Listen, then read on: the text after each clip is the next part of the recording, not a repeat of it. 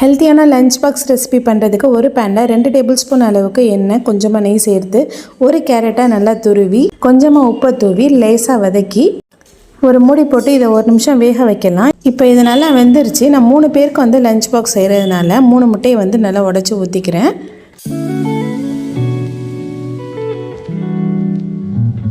Teaspoon garam masala, கொஞ்சமாக உப்பு, அப்படியே கொஞ்சம் பெப்பரையும் லைட்டாக க்ரஷ் பண்ணி விட்டுட்டு ஒரு மூடி போட்டு இதை வந்து வேக விடலாம். நல்லா வெந்தோடனே முட்டையை நல்லா ஸ்க்ராம்பிள் பண்ணி விட்டுட்டு வேக வச்ச ரைஸை இது கூட சேர்த்து நல்லா கலந்து விட்டுடலாம். ரைஸ் வந்து குழஞ்ச மாதிரி இல்லாமல் பார்த்துக்கோங்க. குழஞ்சிருந்துச்சுன்னா அதோட டேஸ்ட்டே வந்து மாறி போயிடும். ஸோ பொழு பொழுன்னு இருக்கிற மாதிரி பார்த்துக்கோங்க. இது நல்லா கலந்து விட்டுட்டு ஒரு மூடி போட்டு 2லேருந்து 3 நிமிஷம் நல்லா வேக வச்சு எடுத்து லஞ்ச் பாக்ஸ்க்கு பேக் பண்ண வேண்டியது தான். குழந்தைங்க ரொம்ப அதிகமாக மொபைல் பார்க்குறதுனால கேரட் அடிக்கடி இது மாதிரி லஞ்ச் பாக்ஸ் ரெசிபிலாம் சேர்த்துக்கிறது ரொம்ப நல்லது.